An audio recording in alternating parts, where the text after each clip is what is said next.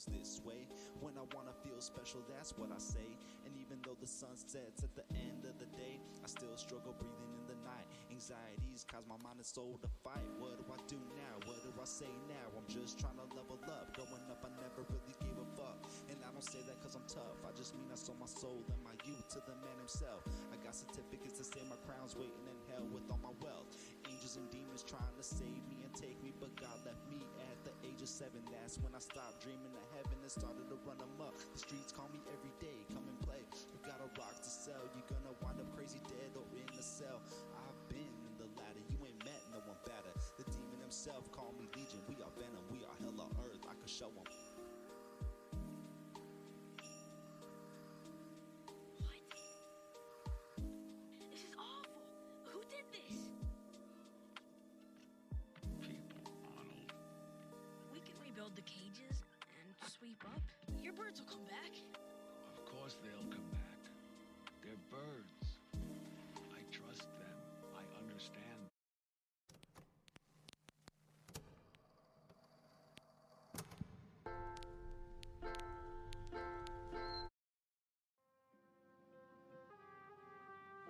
I'm chillin' on my block, been about 13 years since I kicked the rock. I'll let you know on another flow, but for now I get to kick it with my little bro. And now we moving through what life used to be so. Now we like, oh no, these bitches won't leave us alone like we diamonds shining. Your female, she be whining for you to let her kick it when I'm rhyming. Want to explain this? You gotta write your name on your stuff, you know? And that symbol there? Mugen, it means infinite. I made it myself. Rooftops and gutaways I'm signing. These paint drops are finding new homes and I'm tying all these letters together, giving homage to the 7th letter. Chaos rolling everything around me, and these cops still acting like they found me. Stuck in a nation of greed and self-pity, but I'm still feeling like I'm loving my county. Allow me to keep roaming and flowing through these streets, leaving my hieroglyphics in these jungle concretes.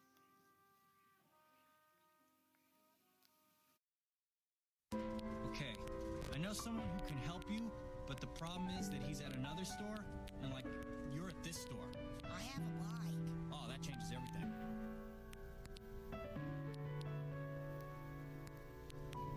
The sunrise is developing in my eyes, like the reprise coming to mind. Line up the line, wind up the time, light up the dime. Listen to rhyme after rhyme, pointing my 9mm straight to the paper, pulling the trigger, watching the ink splatter, inhaling vapors, smell of burnt papers. I'm slaying the letters like predator, letter by letter. I'm knowing no better. I'm growing up Zeta like Alpha Omega. I say what I wanna, whenever I wanna, however I wanna.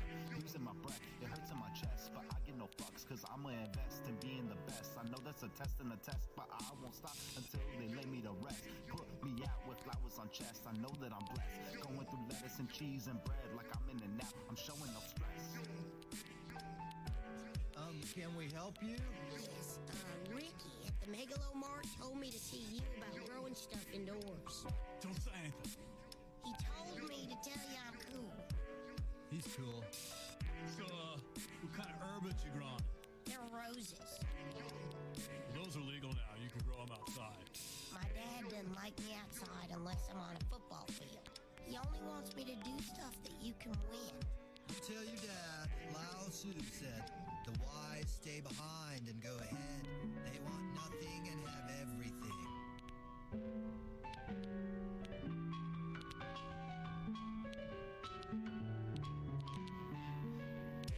Now back to the program. I hope that you know when this flowing ain't stopping until I am dropping, and even in death these demons won't even be able to stop my breath. These jewels and diamonds and gold will always be mine. I'm moving through time like I am the Doc from Back to the Future. I'm bringing more cultural in one single line. You can't even step with mine.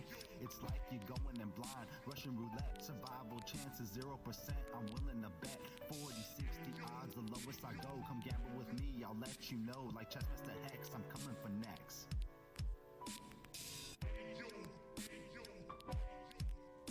Is $300 too much for a Hot Wheels VW Purple Evil Weevil? Yeah, I could use one. Damn! The eBay auction closed. I lost my Weevil. Dang it. Can I get a light off yours? Huh, that's a funny looking cigarette. You roll it yourself?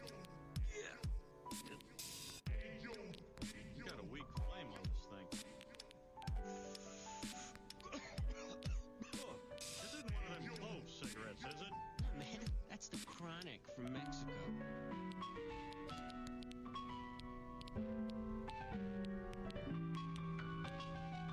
Goddamn NAFTA.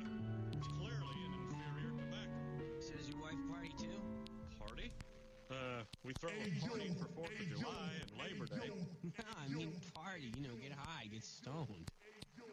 No! Oh, no. Weren't real. I wanted to believe that no creator, whether benevolent or simply apathetic, would condemn someone to that kind of half-existence. But never force that kind of irresolution on someone who didn't deserve it.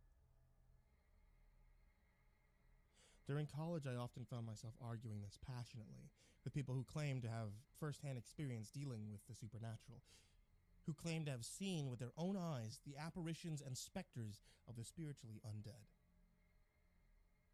I dismissed their claims, insulting their lack of empirical evidence, and laughed at their anecdotes. When I was 17, my girlfriend, my very first, died in a car accident. It was only her third time driving since getting her license, and the first time she had driven alone on the highway. We lived in a small, semi-rural area and rarely had the need to venture beyond the simple two-lane roads. I was proud of her. She'd always been terrified of taking that first step, and I wanted to let her know that she was going to be all right. I sent her a text message, confident that she wouldn't read it while driving. She did, apparently. And that brief lapse in attention caused her not to notice a shift in traffic and a series of small yet critical events played out, which led her to eventually crashing, rolling her car several times until it came to rest, upside down, only to be slammed into by another car that hadn't managed to apply its brakes in time. Her car caught fire, and due to the state of it, she was unable to escape. She died in the inferno. I told myself that I had been responsible, as I'm sure anyone in my situation would. I assigned the blame to myself based on the timing, even though my family had tried to tell me that any number of factors could have attributed to the accident. My mother was aware of Annalise's fear of driving on the highway and suggested that perhaps that fright alone had caused the accident. My father, with the kindest intentions, offered the thought that maybe no one was to blame. Or if someone were, it shouldn't be the person who sent the message, but the person who took their eyes off the road to read it. I mean, he offered this with the softest voice, but it still felt like a gut punch.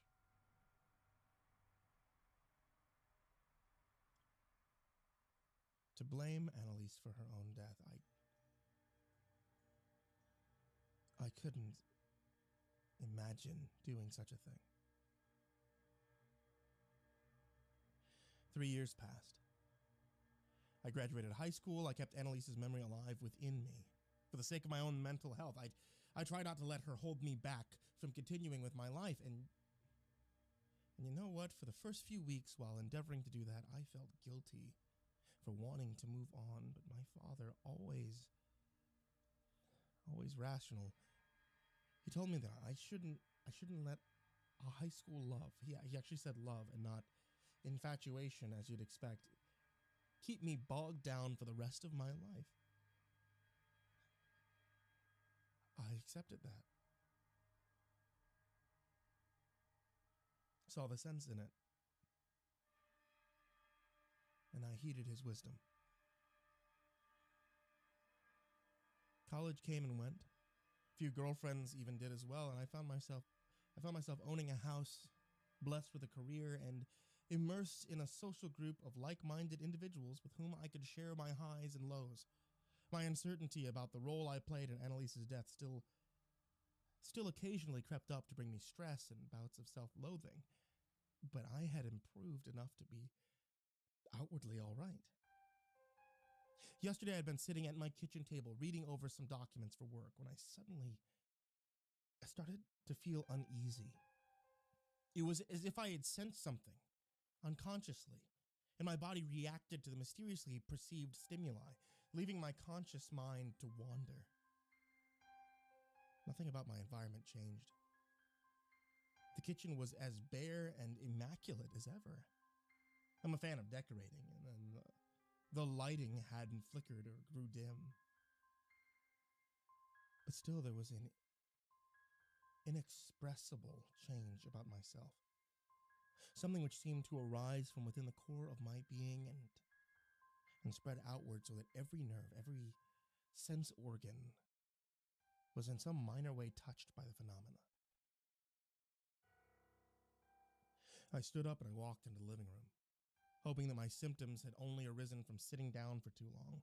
My father's voice always playing in my head during times of stress or worry. He told me not to panic, expressed that whatever it was endurable, curable.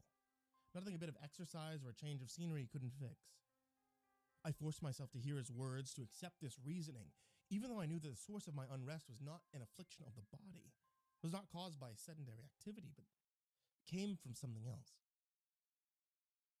I found myself walking out of my front door and heading towards my car, which I left parked outside. It was a nice, bright day. Sun still shining overhead despite it nearly 6 o'clock. I got in my car. 2019 Black Mazda 6. And before I could consciously make up my mind to do so, I pulled out. I drove down the street. I still felt weird. I felt changed. But I couldn't identify why. I made several turns without thinking, as if to shake away the oddness from my body, and eventually, I got onto the highway that led to the city. The traffic was light, an oddity given the time, but everything else was otherwise existing and operating normally. Only I felt unusual. And the drive hadn't yet served to alleviate the mounting uneasiness. The feeling rose and then peaked intolerably. My body stiffened as if it had been charged with an electric current, and my head suddenly felt heavy as if my brain had been switched out with a cannonball. I was already gripping the wheel quite firmly, and so I tried to brake, but my feet and legs, they were frozen in place. Traffic had slowed ahead, and I couldn't decrease my speed or hope to turn the wheel to navigate the cluster of cars. I sped on, immobile, without any control of the vehicle, beyond my statue-like depression on the gas pedal. Let me help you with that. I heard.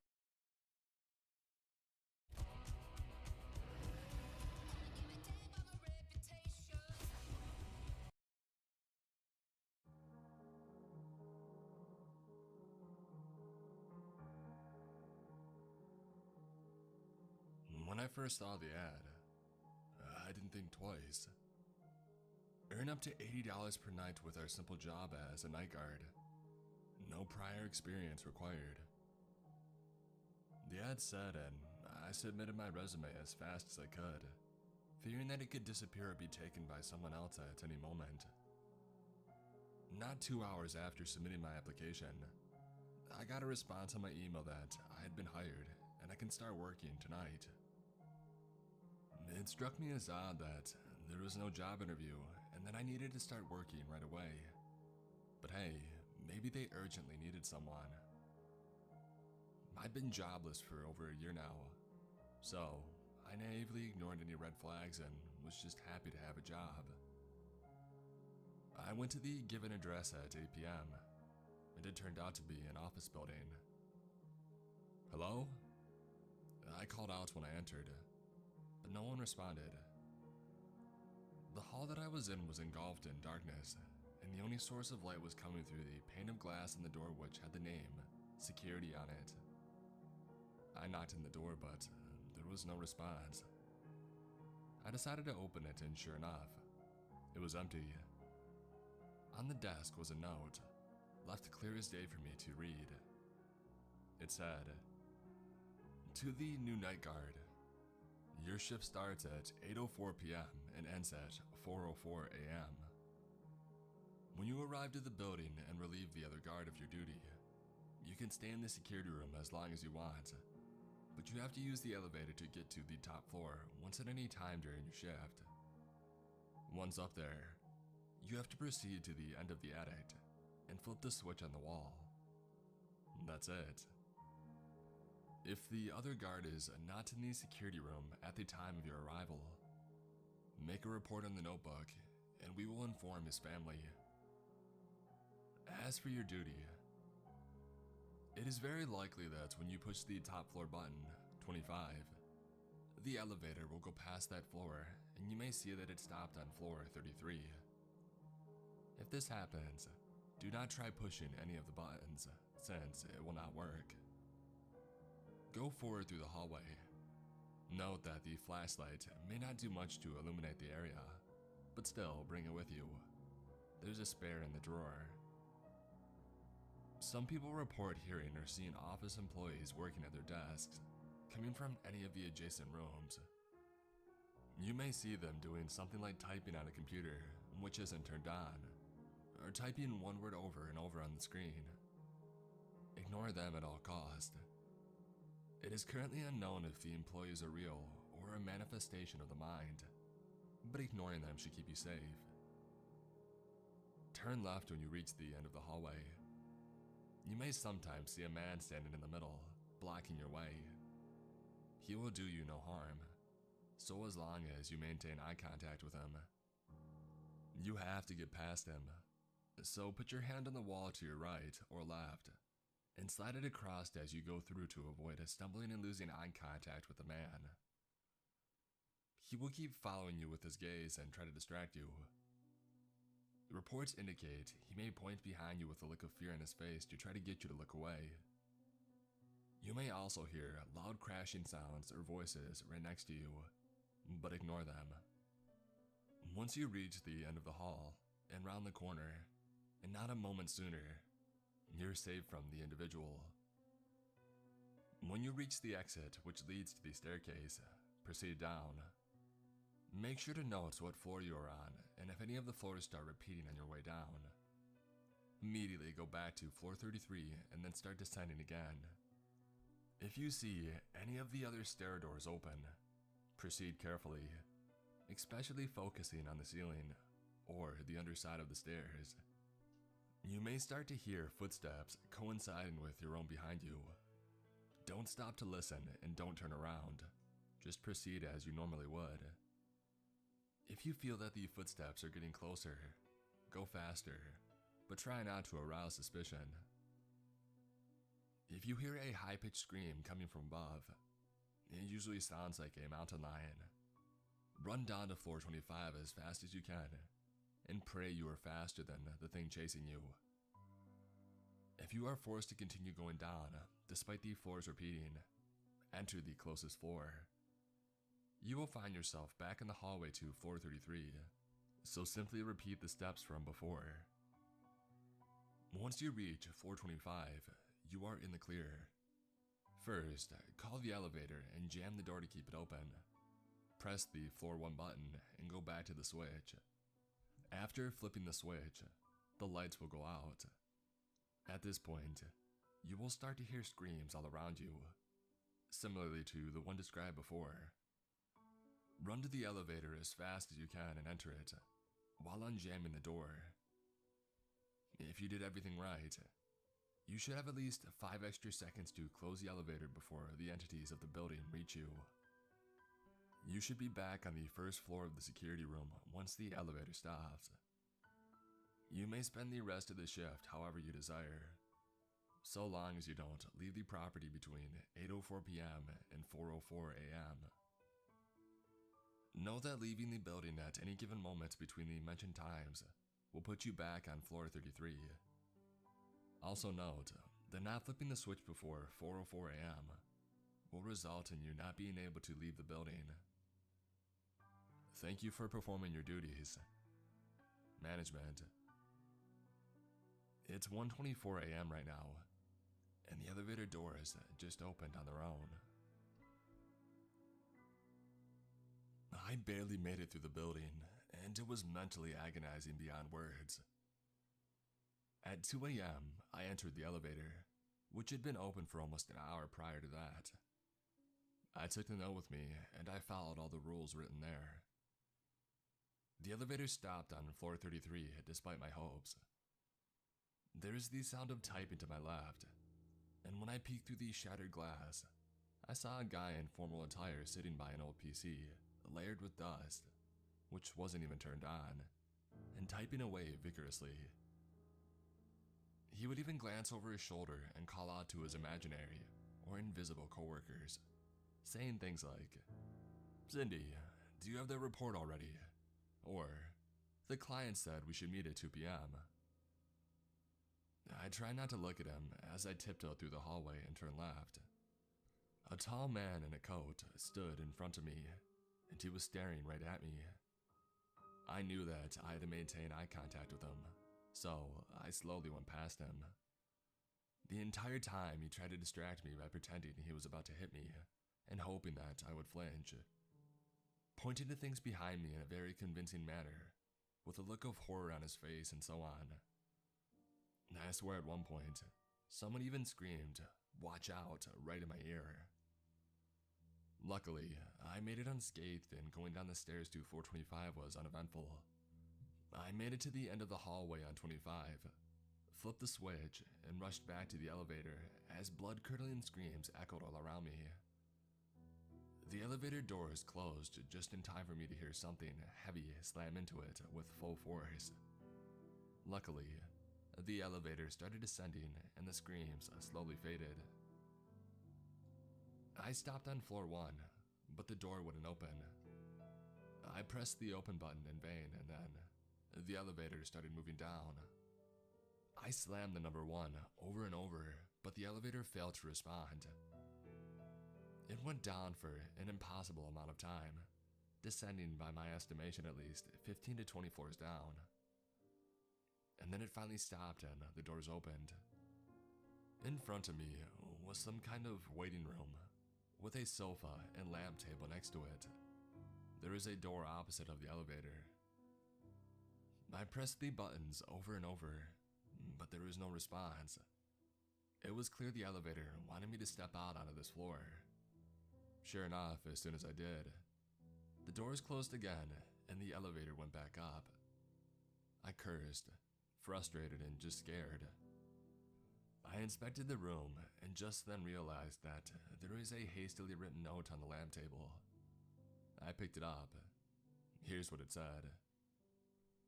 "If you're reading this, that means you fell for their trap, just like me. The good news is that you made it through the first task on floor 25. The bad news is that there is no job and you aren't going to get paid. Whoever these guys are, they're running experiments on us like some lab rats. We need to get the heck out and get to the police. Read this next part carefully, because your life will depend on it. When you go through the door on your left, you'll find yourself in a mansion of some sort. You need to make it to the 3rd floor, but it won't be easy. Follow these rules. Floor 1. Go through the hallway, but whatever you do, don't look in the mirror to your left.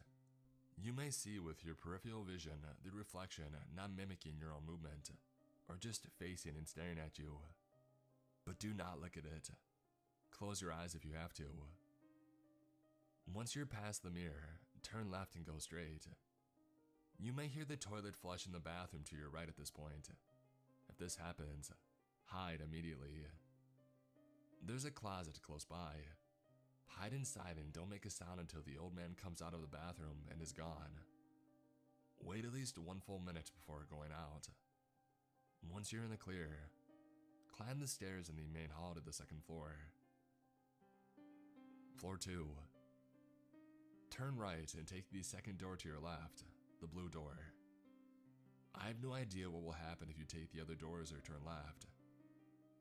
Once through the blue door, you'll find yourself in a big room full of mannequins. Dozens of mannequins will be on both sides.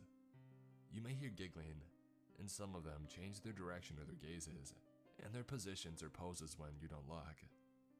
But I think they won't harm you if you don't disturb them.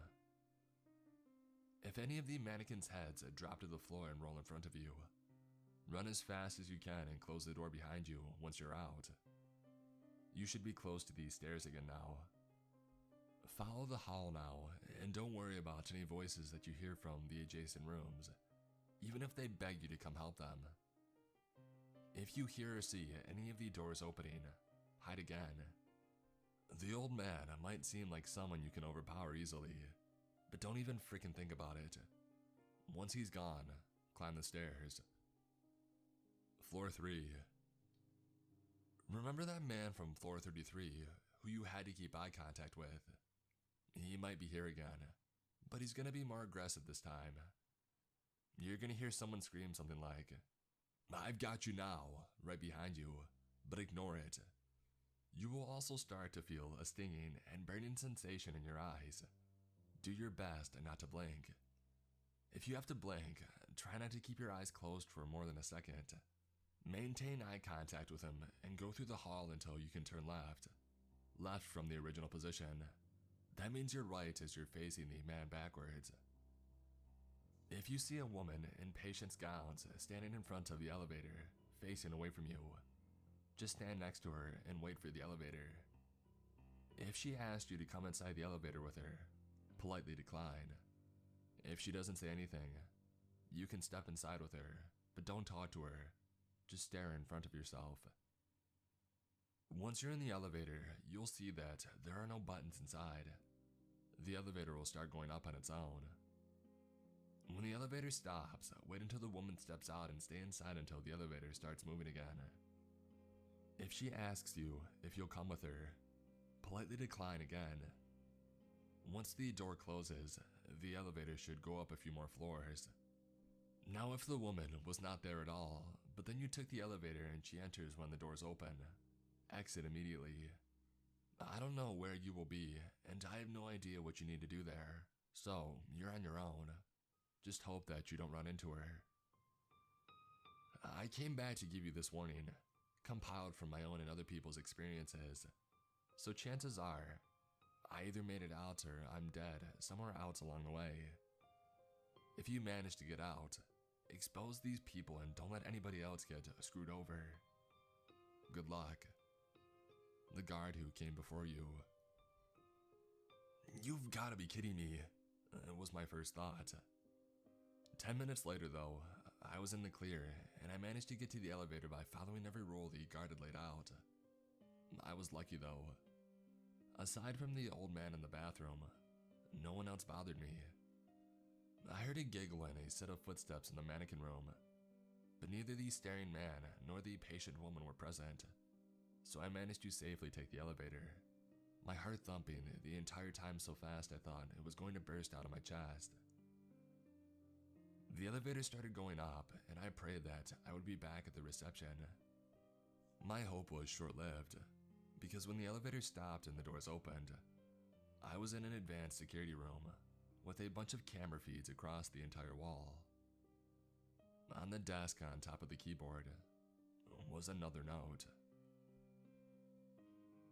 I sat at the desk in front of the camera screens because I felt like I really needed some respite after the ordeal from before. I was so tired and scared. On the one hand, I felt really vulnerable without a weapon. But on the other hand, I was glad I didn't have anything that I could potentially use to end myself. I tried not to think that doing that could prevent a far worse fate. I glanced at the camera feed.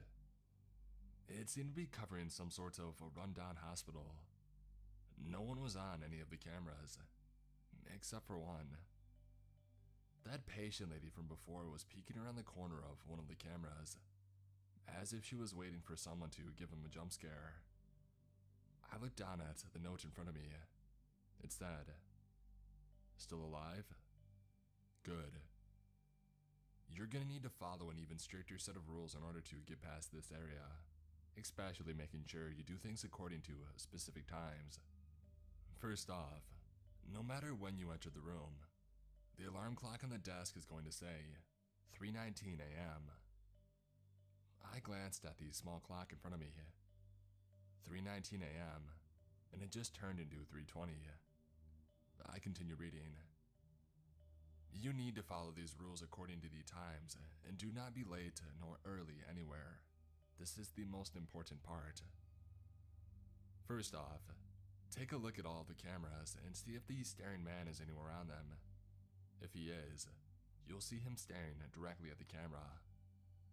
Turn off the camera and then turn it back on again. The man should be gone. If he's not, repeat until he is. Take some time to rest and prepare.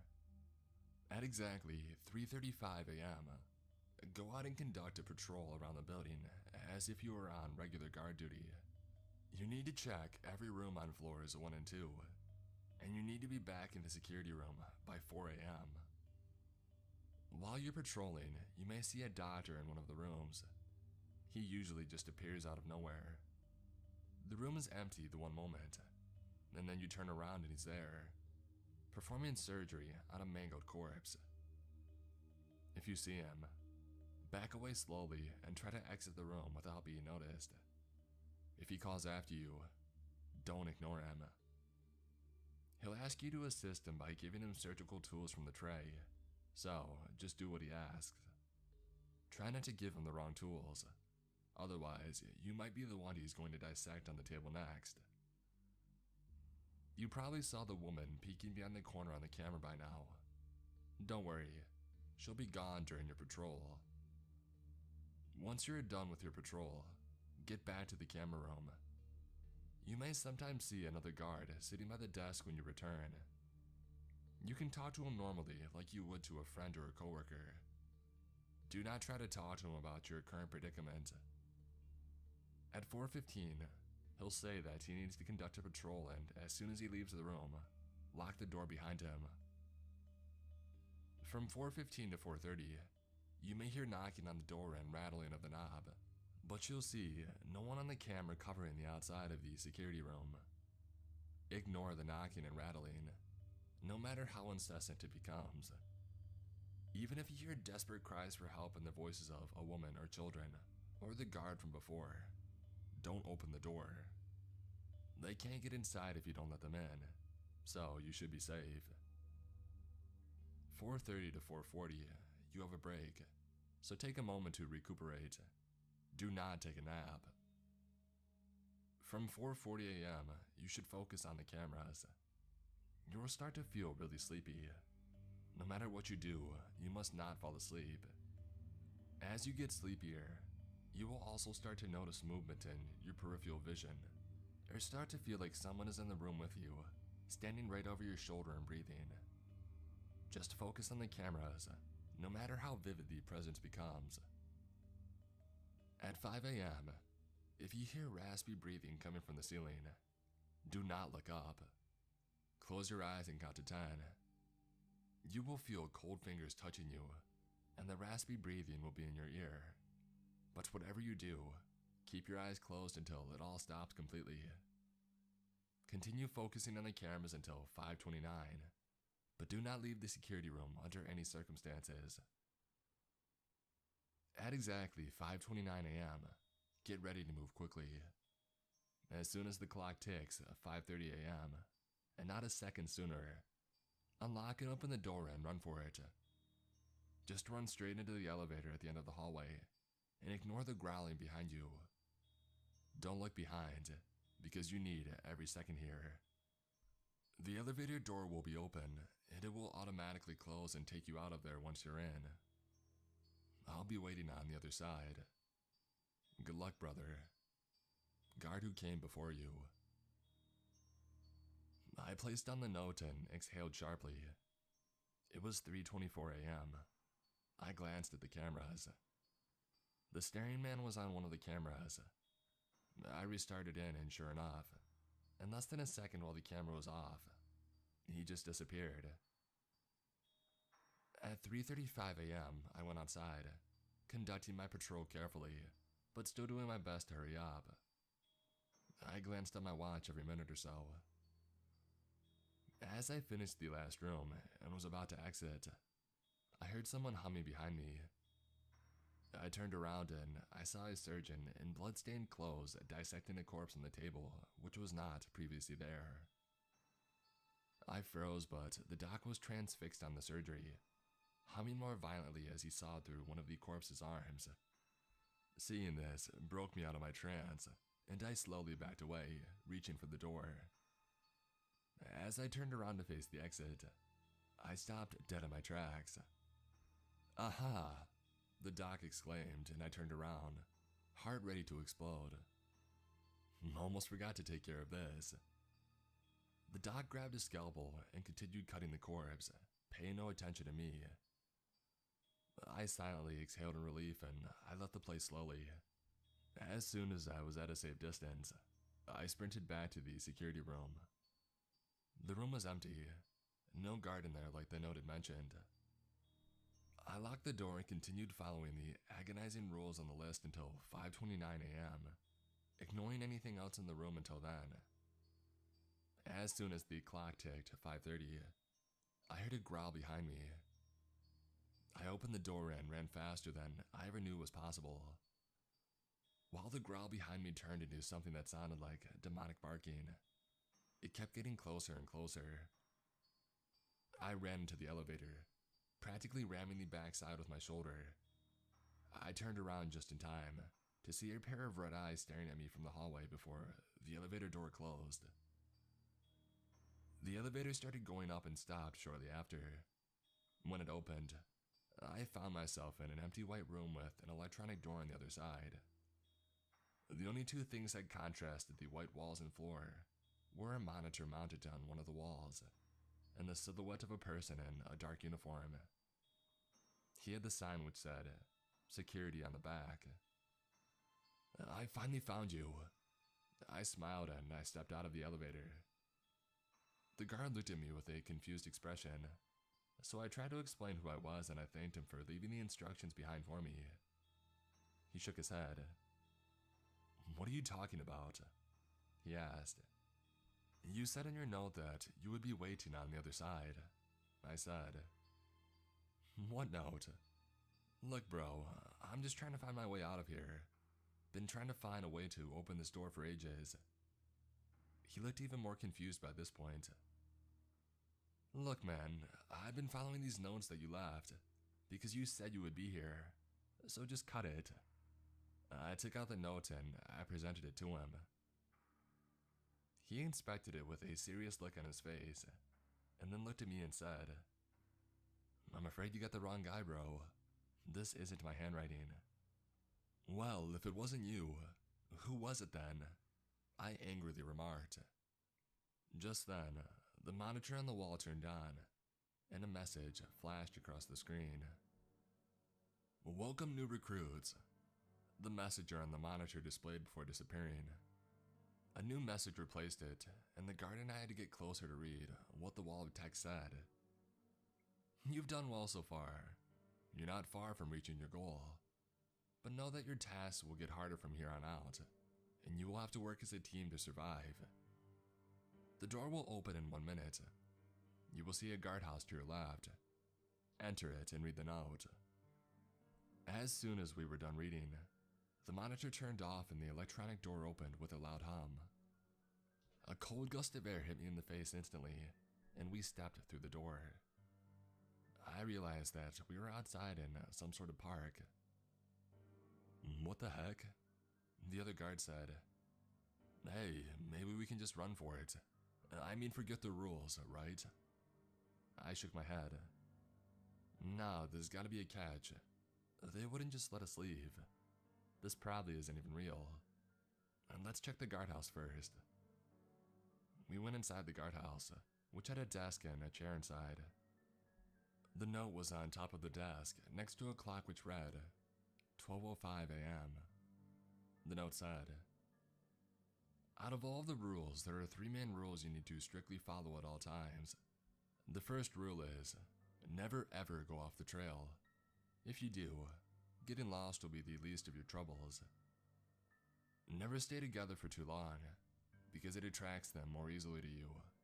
That is the second rule. Ending with the first 2 rules, the third rule is, whenever the guards reunite, they should use code phrases. An example being, Guard 1 asks, 'Where does the cat go?' and guard 2 answers to the alley.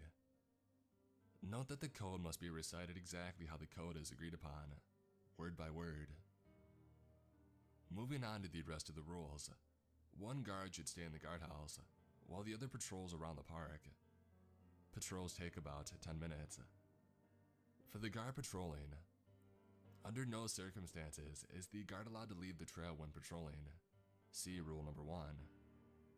Turn left at the crossroads and you will come back a full circle back to the guardhouse. If you happen to hear the other guard's voice coming from the trees, calling for help, ignore it. You will hear his voice on a loop, usually repeating the same phrase with the same intonation over and over. Pay attention to the sounds of animal life too. If the park suddenly gets quiet, finish your patrol normally, but do not look behind or glance at the trees. During the patrol, every 5 minutes or so, loudly shout a simple word like hello into the air. If your voice doesn't echo, run back to the guardhouse immediately. Should you see a hiker in the middle of the trail, keeping a flashlight pointed at his face at all times, he will ask you to move it away, stating that it's too bright, but don't listen to him. He will also tell you that he understands your situation, and he will tell you to follow him since he knows a way out. Decline his offer. After this, he should leave.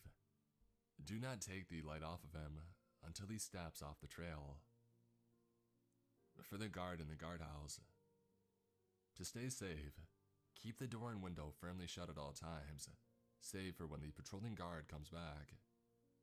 It may get annoyingly hot inside, but do not open anything. You may take off your jacket or shirt to alleviate the discomfort. Do not pay attention to any tapping on the windows. If you hear or see droplets falling on the desk in front of you, slowly stand up and leave the guardhouse. Stay outside for 2 to 3 minutes, and the droplets should be gone when you go back inside. If they are still there, exit again and wait for another 2 to 3 minutes. When the patrolling guard returns, ask him the code question while avoiding eye contact. If he doesn't respond or responds incorrectly, exit the guardhouse while avoiding eye contact and then return inside. The fake guard will be gone. If you survive until 1 a.m., both guards should proceed together to the end of the trail and turn right at the crossroads. Do not do this before 1 a.m. At this point, the forest life will be completely quiet, and the only sound surrounding you will be occasional hurried footsteps coming off the trail. They can only approach you in the dark, so do your best to train your flashlights on them, even if you can't see them clearly. Guards should divide to cover both sides with light. End your task by reaching the end of the trail with a gate. That is your exit point. Make sure to take this note with you. You will need it. Dang it. The other guard said, and we sat in silence for a moment. I scratched my cheek and said, "Alright, I'll take the first patrol. What should be our code?" He thought for a moment and then said, "Crap, man, I don't know. How about this? What should these people do?" And you can say, "Let us go." You got it. "What's your name, by the way?" I asked. The guard said that his name was Sam, and I introduced myself as well. I left for the patrol with the flashlight, and I stuck strictly to the trail. Nothing major happened. No sounds off the trail, etc. But I did run into the hiker mentioned in the note. He seemed friendly and all, but I followed the rules and I kept the beam pointed in his face, declining everything that he asked. Eventually he left and I finished my patrol and returned to the guardhouse. After we confirmed the codes, Sam left for his own patrol. I followed the set of rules until he came back, confirming the code with him. By the time I had finished my third patrol, it was 1:03 a.m. and it was time to go. We quietly walked the trail, focusing on our footsteps in the deafening silence around us, and then the footsteps off the trail started. It sounded like someone was frantically running from one tree to another, stopping for a few seconds in between. This reoccurred over and over as Sam and I did our best to focus our beams on the source of the sound. And no matter how quick our reactions were, we never seemed to be able to catch whoever ran there.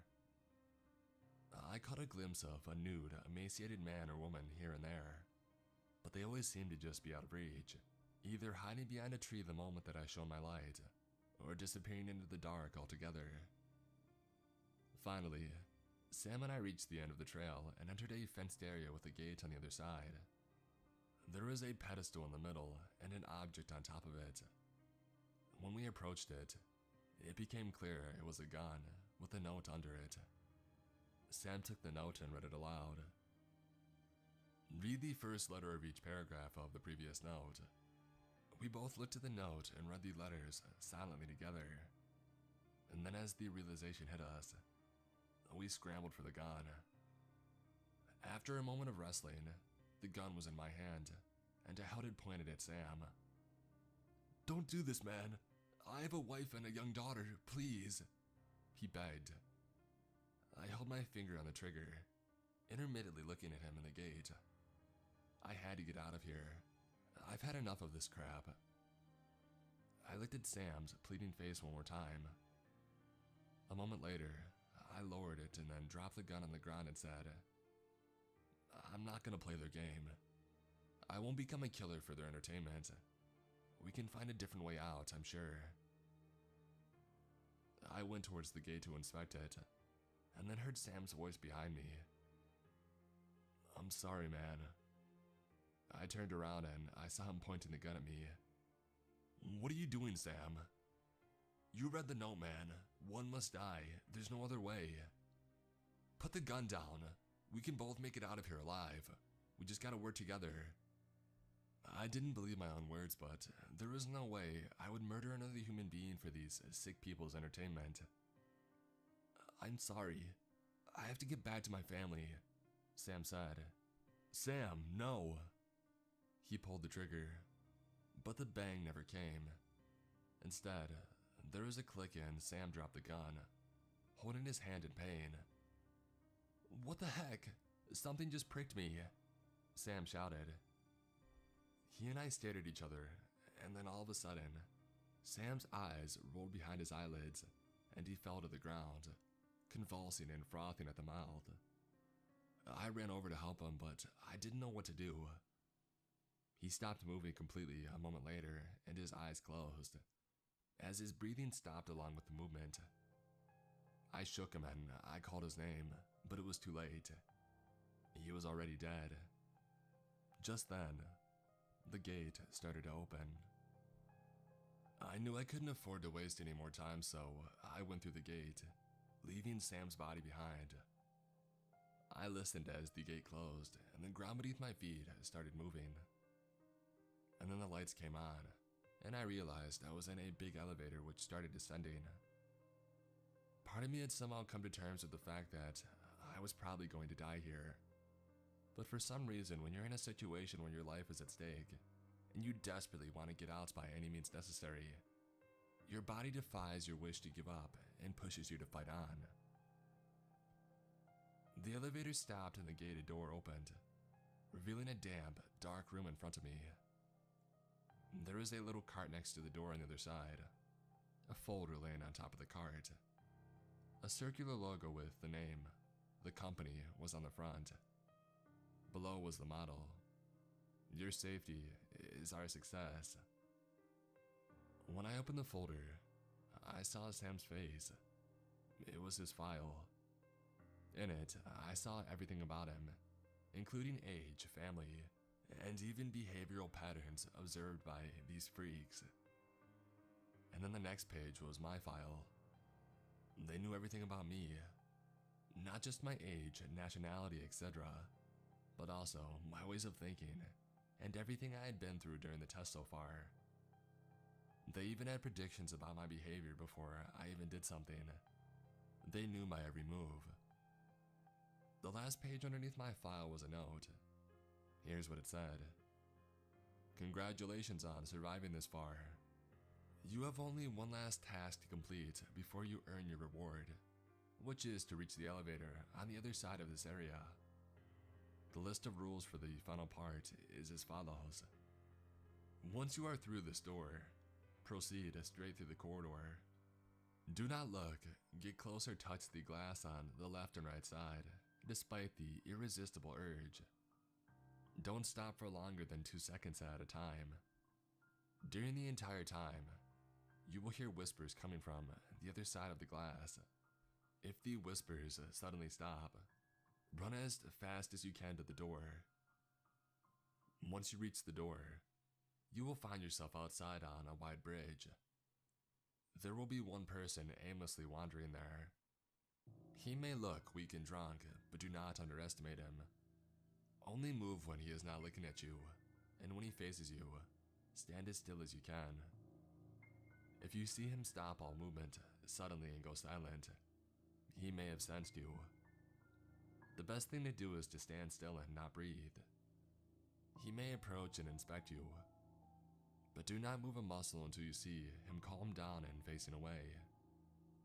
Do not even think about making a break for the door when you're close to it, and him being a distance away. If he sees you, he will catch you no matter how close to the door you are. Close the door behind you and you will find yourself in a dormitory. You will see pebbles on a wooden plate next to you. Put them in your pocket and make sure to always have at least one ready in your hand. Proceed through the next area as quietly as possible, especially if you hear footsteps and sniffing close by. Be especially aware of creaking floorboards. If you assume that you may have attracted its attention, toss the pebbles at a distance to distract it. Do not run while it is distracted. Do not go for the exit yet, as the creature is standing in your way.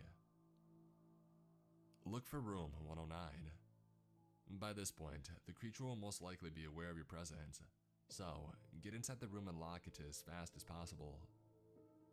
You will see that there is nowhere to hide, since the room is empty. That's not a problem, since the creature is blind. Run to any corner of the room and stay as quietly as you can. Try to remain calm as the creature screams and rams the door. Once it is inside, it will inspect the room and sniff the air. You'll be safe as long as you don't make a sound. After a minute or so, the creature will leave, and you will be able to get to the next exit safely. Exit the dormitory through the back door and close it. When you turn left, you will see. The rest of the note was unintelligible, save for a few words in the signature, the company below. I narrowed my eyes, scanning the page over and over, but no matter how many times I read it, the text remained the same. I cursed loudly and I put the page in my pocket, inhaling and exhaling deeply. Final stretch. No matter what happens after this, it would be over and I knew it. I opened the door, and as soon as I did, the whispers came from both sides. It sounded unnatural, as if whoever was on the other side of the glass was mocking me with their friends behind my back and trying to be quiet, but failing. I proceeded for a whole minute before the whispers suddenly stopped, and then loud slamming on both sides of the glass started. Handprints started to appear on the glass. First 1 and then 2, and then 10, 100, 1,000, all within the span of 10 seconds or so. I sprinted across the corridor, and I rammed the door with my shoulder. I turned around to close it, but the corridor was calm again. No sounds and no handprints.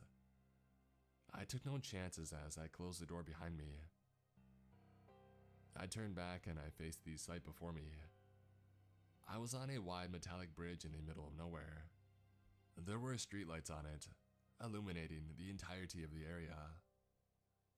A very frail-looking person stood in the middle of the bridge, hunched forward and looking like he could barely hold his weight on his own legs. I couldn't see below the bridge, because it was too dark, but I was definitely somewhere that looked like outside.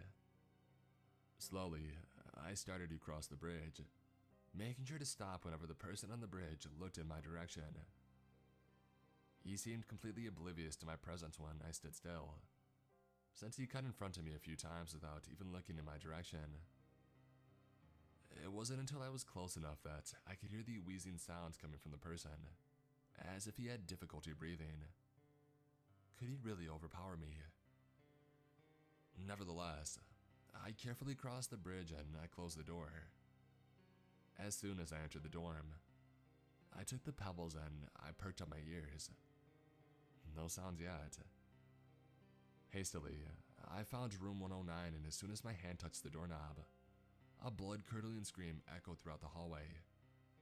I quickly entered and locked the door, and then I rushed into the corner, standing as still as possible, doing my best to steady my breathing. The door started to rattle violently, as whatever was on the other end rammed it over and over. I could see in my peripheral vision that the door was about to give way, and soon enough, it fell straight from the hinges.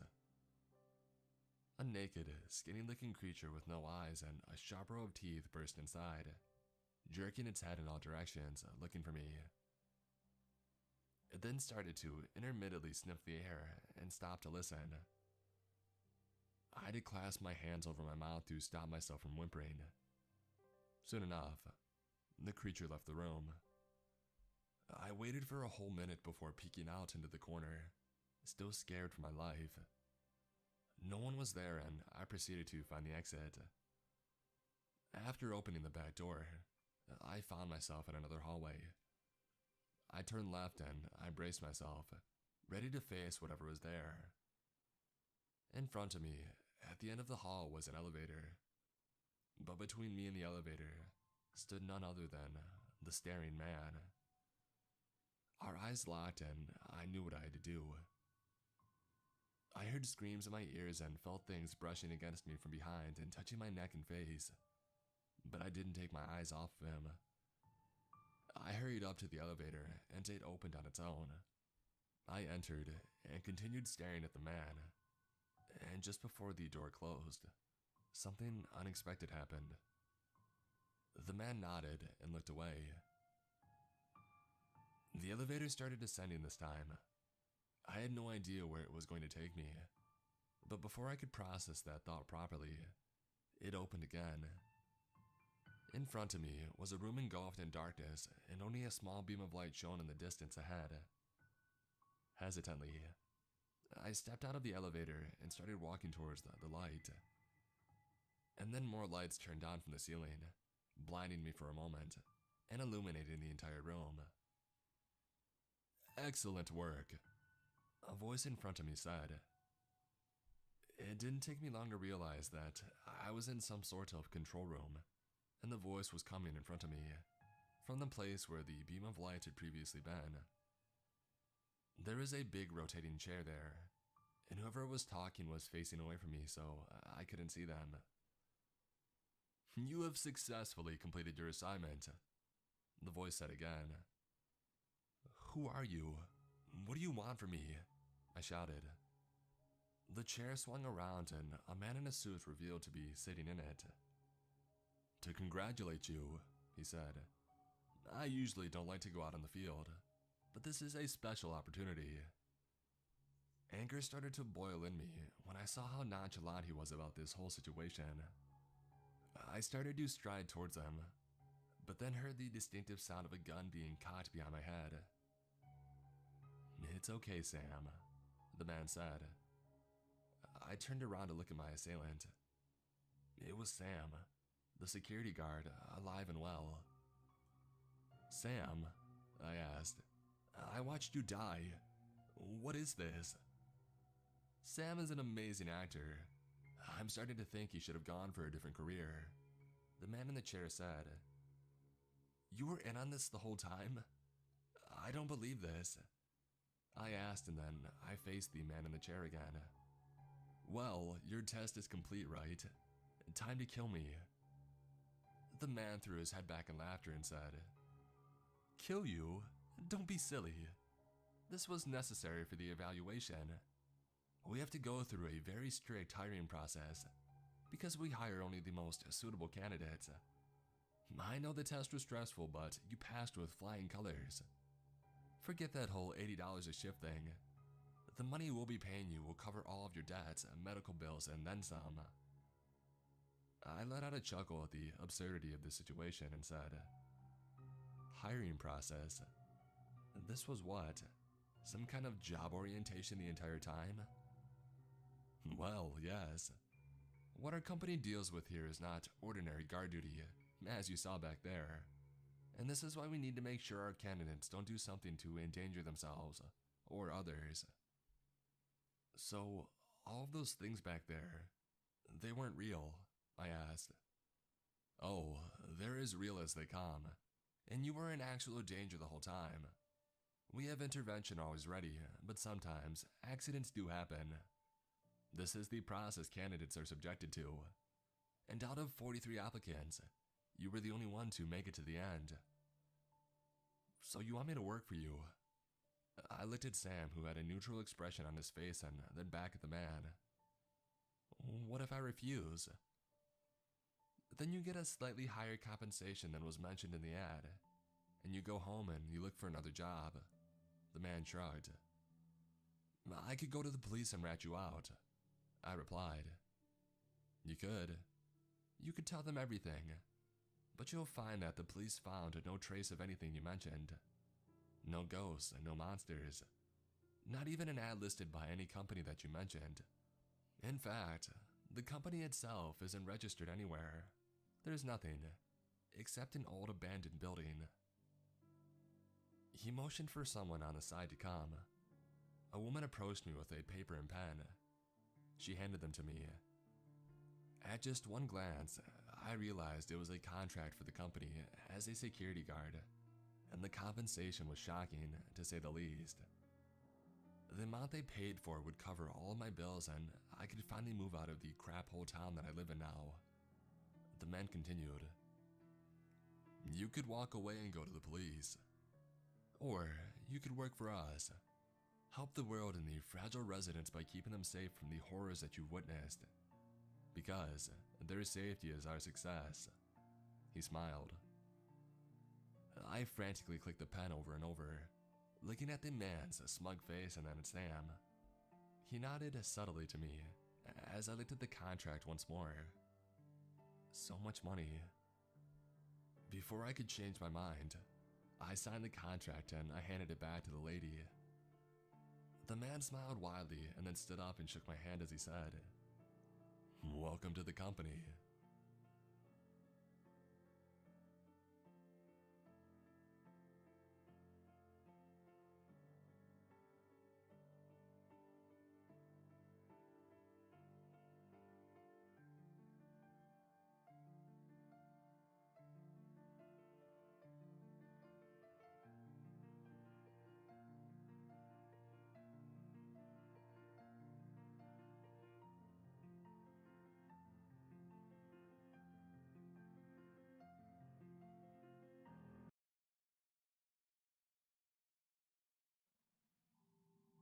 There are those things in life that stick with you. Questions that keep you up late into the night, troubling you to your core. Unanswered mysteries that haunt you like a stubborn ghost, always in the back of your mind. An angry spectre, unwilling to die.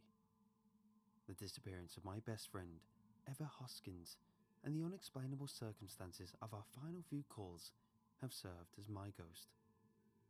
It's something I've dwelled on for years, asking myself questions I knew I could never answer, trying to make sense of that final day, those final calls. Well, like everyone else right now, I found myself alone at home with nothing but free time, and with free time comes the ghosts. I've had enough of tormenting myself, trying to make sense of something that I believe most likely defies any conventional explanations. Evan and I spoke on the day he disappeared. I was actually the last person he ever spoke to, as far as anyone knows. The knowledge was always accompanied by a significant weight, made only worse by the things he said. Strange, confusing things that I've yet to make sense of even now. Maybe you will have better luck. Perhaps you can explain what happened to Evan. Are you seeing this damn snow, dude? Evan's voice called from my phone in place of a greeting. I chuckled at a very abrupt very Evan greeting. Wincing and lowering the volume on my phone appropriately in preparation for a conversation with my lively friend. At the time, I didn't notice it. And maybe even now, I'm misremembering, creating details my mind assumed should have been. I guess I can't know for sure. But looking back, it felt as though his statement was infused with far more panic than surprise. Most people start conversations with the word hello, Ev, I answered, with a smirk that I was sure he could hear in my voice. I leaned forward, grabbing the remote from my coffee table to mute the television. The woman on the news had been talking about the very snowstorm Evan was calling me about, using words like record-breaking and unprecedented to describe it, urging people to stay in their homes. I'd heard enough, deciding I'd had my fill of bad news for the day, and rose from the couch, making my way toward the window. Yeah, hi, whatever, dude. Are you seeing this, though? Evan responded, mild annoyance bleeding into the urgency in his voice. I laughed, pulling the curtains aside as I made my way to the window. I peered out into the parking lot of my apartment complex, and I immediately understood why Evan had called. Yeah, that's a lot, I muttered, peering outside. The world outside was unrecognizable, plunged under a maelstrom of snow and ice, completely transforming the landscape. The roads outside of my apartment were almost wholly obstructed from my view, hidden under a blanket of falling snow and ice. But from what I could see, it was empty. It made sense, especially given the hazardous weather conditions, and I was glad to see people were staying safe and off the roads. But there was an eeriness to it that I was happy to have Evan distract me from. How long does this kind of stuff usually last for, man? Blizzards? It depends, I guess, I said, poring over mental images of past blizzard experiences, trying to come up with some estimate. A couple hours usually. Evan sighed, muttering nervous expletives to himself for a while, before taking a deep breath. A part of me wanted to tease my friend. He was a California kid who had moved here for college, and he hated the cold as it was. It seemed to me that Colorado winters might have been more than he bargained for. I instead allowed what little maturity I had to take effect, and elected to be a somewhat decent friend and tried to calm him. You good, man? Yeah, fine, he said, though his voice sounded far from it. I tried to sympathize with his position. He'd just seen snow for the first time earlier in the year, and without warning, I could see how a snowstorm, especially to this extent, could be frightening. And though a smaller, terrible side of me still wanted to tease him for how much he seemed to be freaking out, I mostly felt bad for him. Leaving home for college must have been tough for Evan, the loneliness contributing much anxiety in his first few months here, and I could only imagine it was made worse isolated at home in the storm. It's gonna be okay, dude. Trust me, I started, admittedly unsure of what to say. I know, Mom, he responded with his usual sarcasm, pausing for a moment. Damn, dude, it's just, I've never seen anything like it. I furrowed my brow, an involuntary frown creeping onto my face. It wasn't like Evan to be so nervous. He was notorious among our group of friends for his boldness. Evan didn't care. He'd do what he wanted and let the consequences follow as they might. Sometimes he seemed brave, other times just stupid. But this was entirely out of character for him. Look, listen, I started, combing my mind for some reassuring comment, some words to quell the sudden and unexplainable feeling of discomfort Evan's call had stirred in me. I couldn't understand his panic, though I had to admit it was slightly contagious. It's no different than any other storm. Literally, just stay inside and you've got no real problem, I said, making an effort not to sound as though I was talking down to him. There was a long pause, and for a moment I questioned whether the call had been dropped, as if in response, Evan broke the silence with a long, deliberate sigh. "Thanks, Andrew," he muttered. "For real." His statement rang with a surprising sincerity, as if my poor attempt to calm him truly meant a lot to him. I appreciated it, but it only served to exasperate the weirdness of the entire situation, which I so desperately wanted to quell. "No problem, Ev," I began. "How about we fire up the PlayStations and just mess about until this is over?" Yeah. Yeah, okay." I stayed on the phone with him as we turned our attention away from the weather and towards video games. "So, what are we playing?" I asked, grabbing the remote of my game console and sinking back into the couch. Evan didn't reply. I waited for a few moments, expectation slowly morphing into confusion. Evan? Sorry, man, Evan started, his voice quickly tapering off. "Evan, are you alright?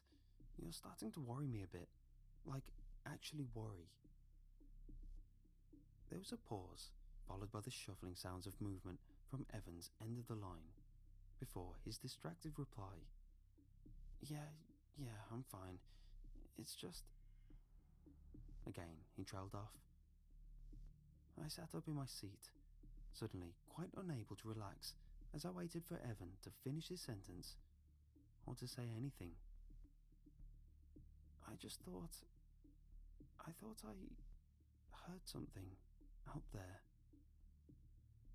Evan spoke slowly, increasing suspicion audible in every word. "Heard what? Where?" I questioned. Evan's area was a sparsely populated, nondescript little area just outside of town, and it was hard to imagine anyone outside in this weather. "The side of the house, maybe a coyote or something? Do we have those here?" he said. "That, and much more.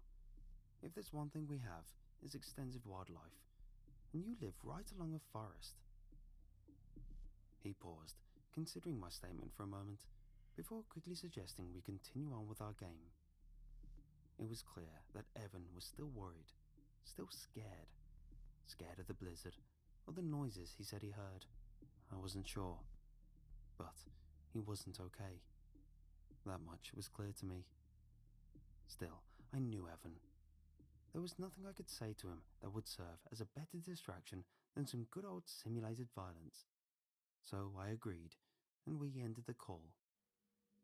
I returned to my couch, putting on the gaming headset my friends had peer pressured me into buying, awaiting an invitation to Evan's game chat. I sat back, my mind drifting involuntarily back to Evan's call. On the surface, there was nothing outwardly too strange about it. Still, I found myself staring outside, my mind lost in that blizzard, in the vast nothingness. I shivered, attempting to swallow down the constricting feeling of claustrophobia. A sudden voice in my ear made my heart drop into a pit in my chest, panic shooting through me. "Hey," Evan called from over the headset. Relief rushed through me, outpaced only by silent embarrassment and my fearfulness. "What are we playing?" I asked, trying to stifle the slight shake in my voice as my heart rate returned to normal.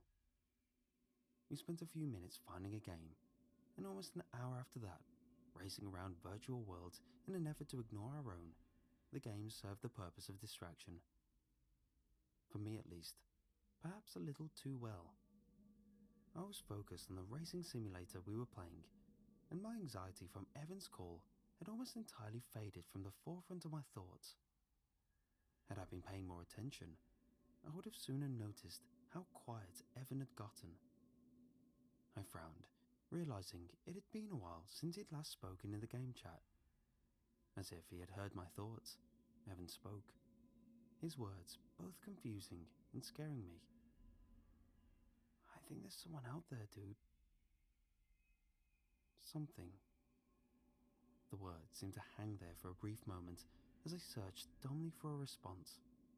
To be completely honest, I've always been close to useless in stressful situations, and the one at hand was one I was not at all prepared for. It didn't matter. Evan spoke again before the silence could settle. I've been trying to ignore this man, but for the entire time we've been playing, I've heard sounds outside in the forest. At first, they kind of blended with the wind, and it was easier to ignore. He began, speaking with a panicked quickness. But that's not the wind, and it's sure as hell no coyote, Evan said with grave seriousness.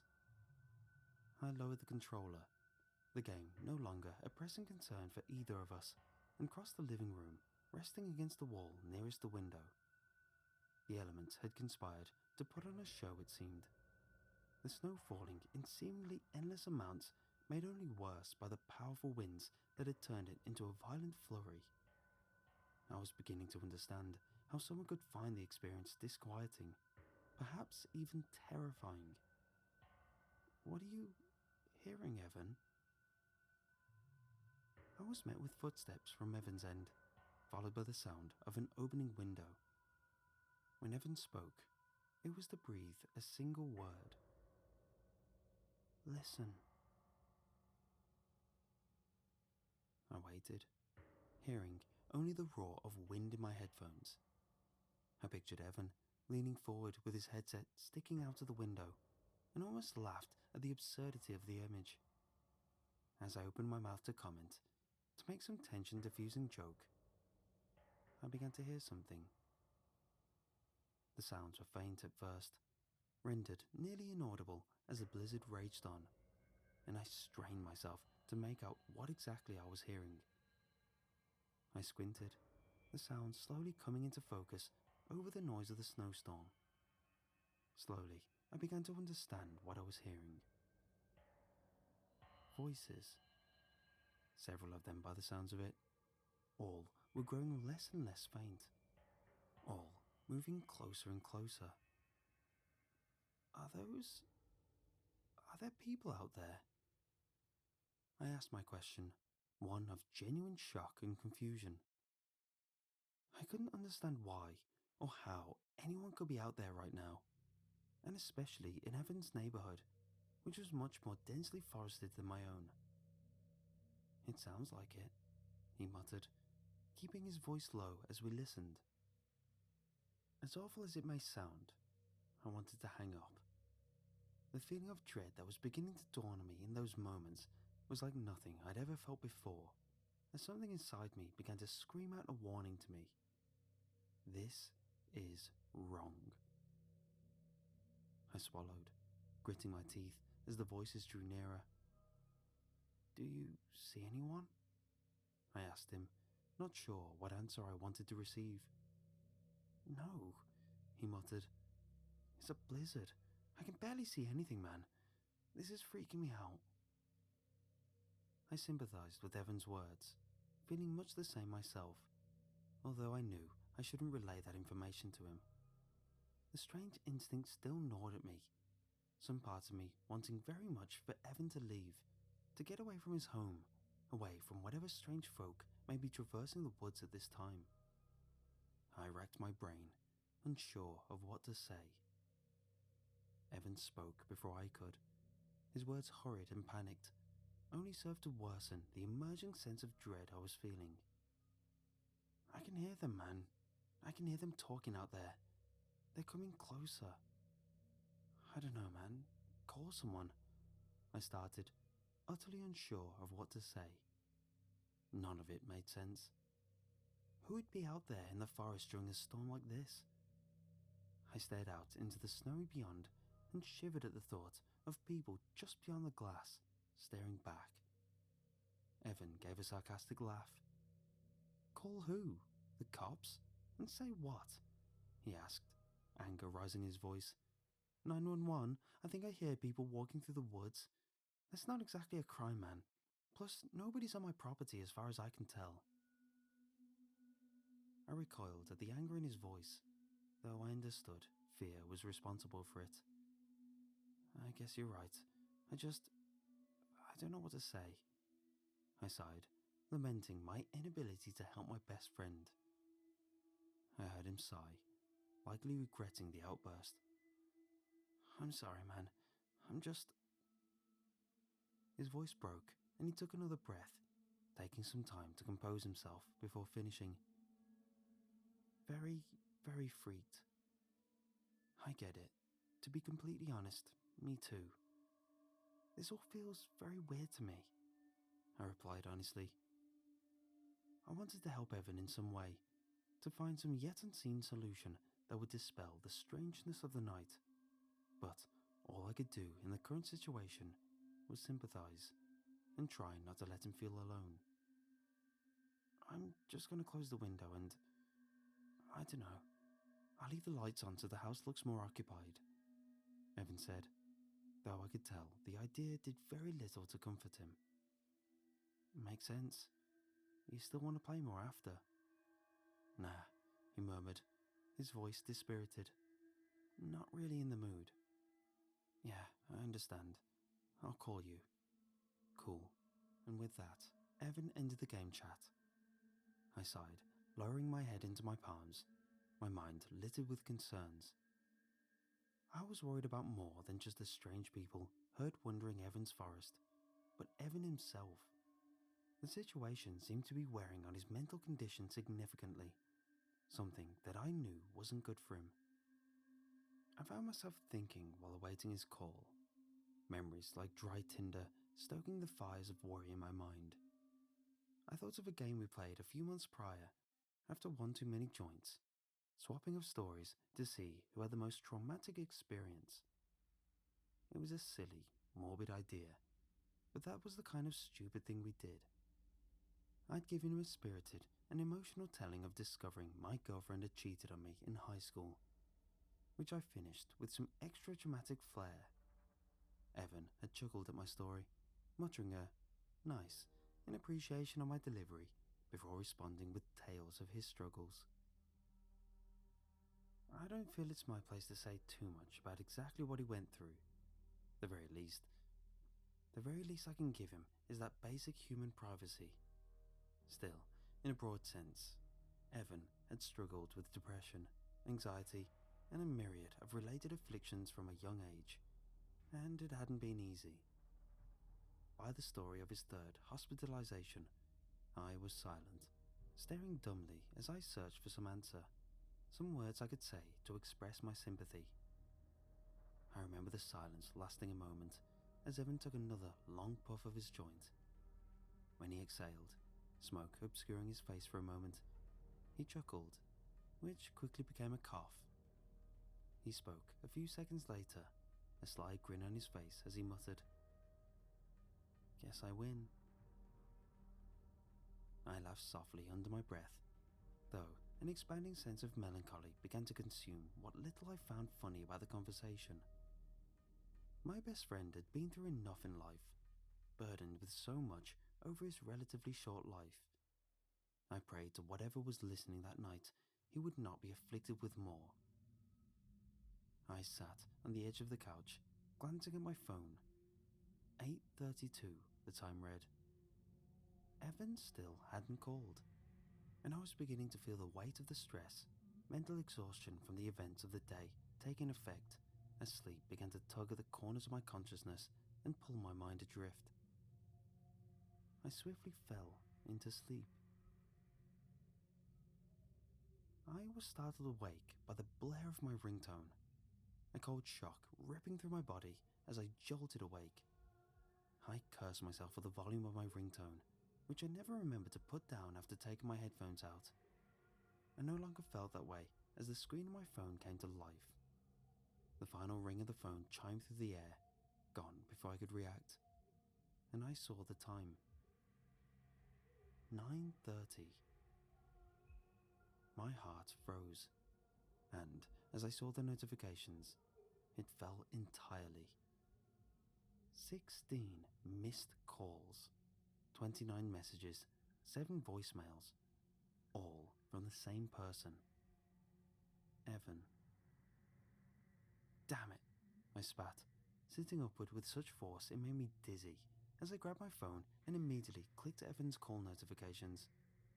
The phone rang and rang and rang, every second allowing the agonizing anticipation to balloon larger until it felt as though the sensation would make me burst. Come on, I begged into the line, as if my words would carry across the signal an answer for him. Finally, on what felt as though it would have been the final ring, the call was answered. I waited for some response, but heard only silence from Evan's end. As I listened closer, I began to realize in the quiet, there was breathing. Evan? I called into the line, no longer making any attempt to conceal my panic. Evan's breathing grew louder. When he spoke, his voice was low and quivering, unrecognizable from the outwardly bold and brash attitude that was typical of him. He sounded scared for his life. They're everywhere, he rasped, desperation hanging to every word.